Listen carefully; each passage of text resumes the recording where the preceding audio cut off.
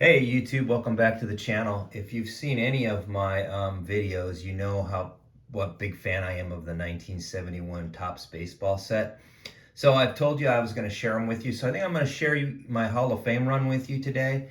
I've got quite a few of these, so this could be a little longer video than normal, but here we go. I'm going to jump right in. The first few I'm going to share with you, I'm not sure are good enough to be graded, just to be honest with you. So I'm just going to share with you that what I have, and then I'm hoping to upgrade.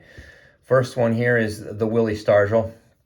As you can see, there's a lot of wear and tear on that one. I don't know that it would grade too high, so but it's the one I have today. So same with Ron Santo. I have a few of the Ron Santo cards.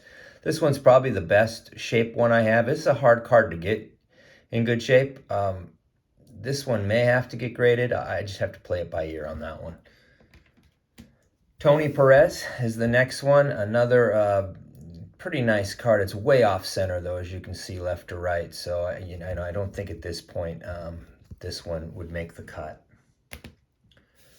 Raleigh Fingers, really great relief pitcher. This is before he had the handlebar mustache going. So, but once again, the centering on this one's pretty tough. So, Billy Williams, it's got some nicking right here. Otherwise, it would have been a pretty decent card. Its centering is pretty good. What a great ball player this guy was. Underrated, great ball player. Here's Catfish Hunter. This one is, now I'm starting to get close. This one's pretty close to being gradable. If you look at the corners, left to right, I think they're pretty solid, top to bottom. It's pretty close. This one, this one might eventually be good enough to be grading. Same with this Mazeroski. The Mazeroski's in pretty good shape. Centering's pretty good on this. So I haven't made up my mind yet whether the Bill Mazeroski's good enough to get graded. And what I'm looking for is like 5, 6, 7 range for this set. It's really pretty expensive to get anything higher than that. The leaders cards are really tough to get. Here's an RBI leader. This one's in pretty good shape. I don't know, once again, if it would grade higher than a 3 or 4, so I'm not sure if I would grade it or not.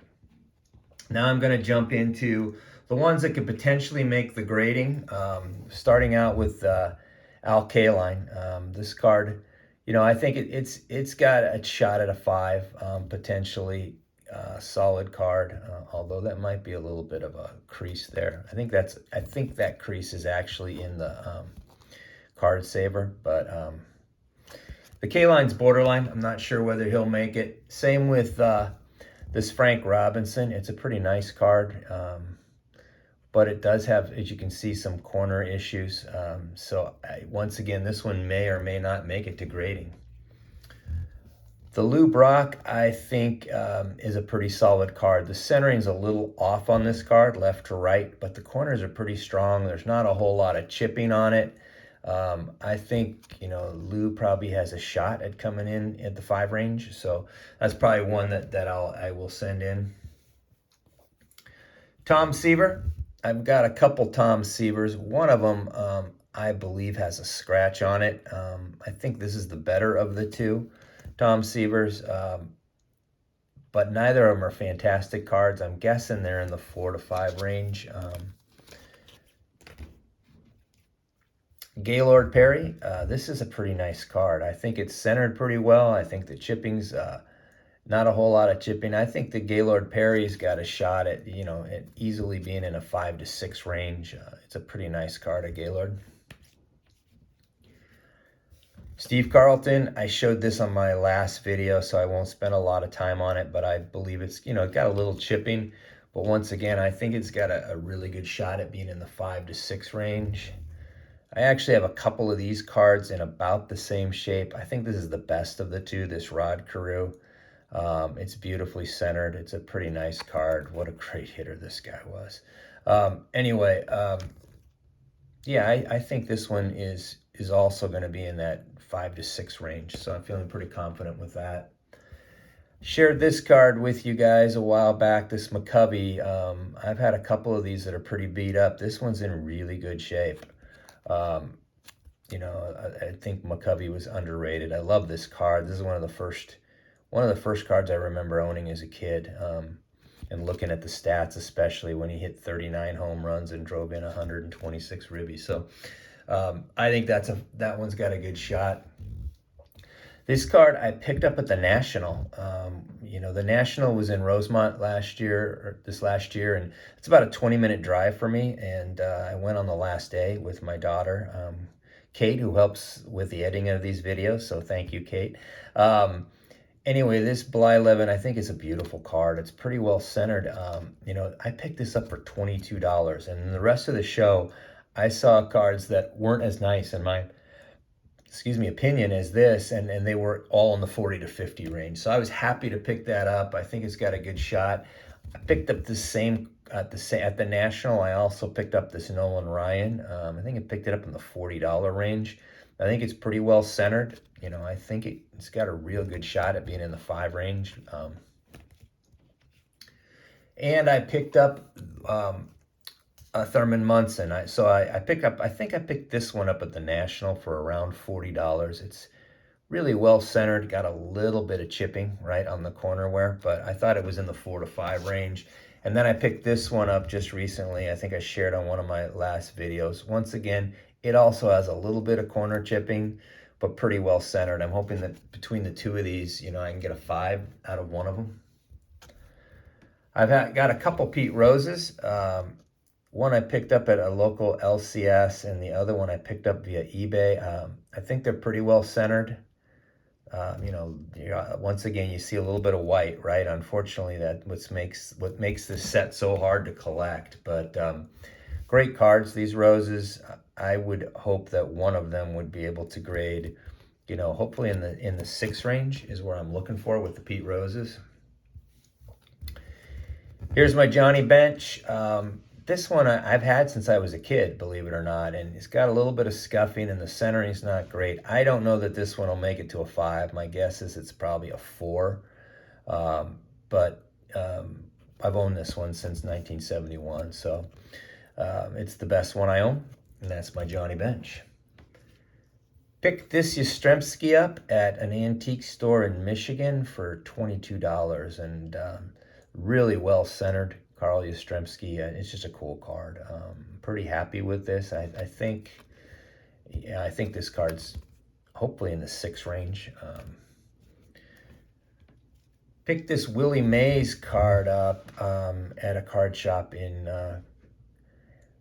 Holland, Michigan. I think I paid $50 for it. It's got a little bit of scuffing, but its centering is pretty good on this card. Like Willie Mays, this is a hard card to get.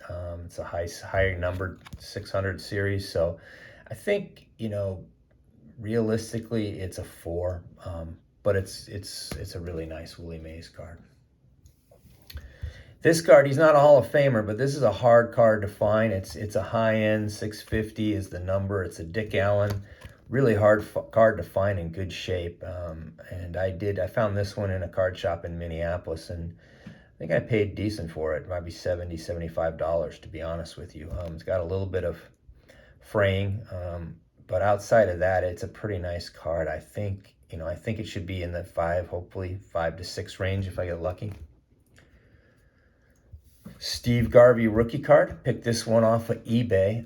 This one it's in really good shape. It's centered. Centering's really good on this card. I'm hoping that I'm thinking it's a 6. I hope maybe even a 7. I think it's a really nice card. I've shared these two with you guys already, so I won't spend a lot of time with them. There's 2 Reggie Jacksons. Both cards are in pretty good shape. I think this one might be the better of the 2, to be honest with you. And I would hope that one of them would grade out at a 5 if we could get it there. Same with the 2 Ted Simmons. So I just showed this one in my last video, and I had picked this one up before. It's tough. This one has sharper corners, but the centering is nowhere near as nice. I think they're both pretty nice cards. I think one of them for sure will grade in the 5 range. I would even like, if I got lucky, maybe a 6. That would be great. Here's a Henry Aaron. So I picked this Henry Aaron up when I when I picked up the Willie Mays at that same card shop, this one's got some nicking, as you can see, and so I don't believe this will grade any higher than a 3. But I love Henry Aaron, and he's my favorite player.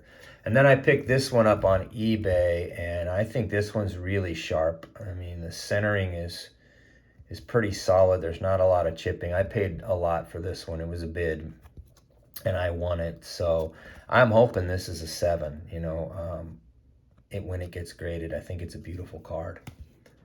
Last 2 cards are Roberto Clemente cards. So this card is great. I was in an antique store with my daughter, and I was actually looking at some junk wax because there wasn't a lot there. And I looked in the corner and I saw this card right here for $32.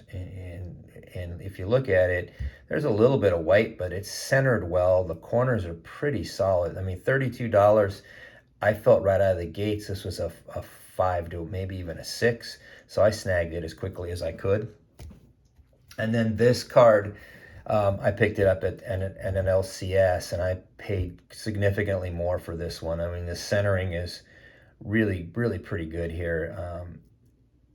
This one, I want to say, was closer to $200, to be honest with you. So may have overpaid for it, but I believe it's also, you know, a 7. I'm hoping it's a 7, which for this card would be well worth it. So anyway, that is those are my Hall of Famers for the 71 set that I've talked about so much. Let me know what you think. 71 fans, chime in. I know there's a lot of you out there. Appreciate you watching this. If you like it, please hit the like button. If you'd like to subscribe, would love to have you subscribe to the channel. Until then, be safe and continue to collect. Thanks. Talk to you soon.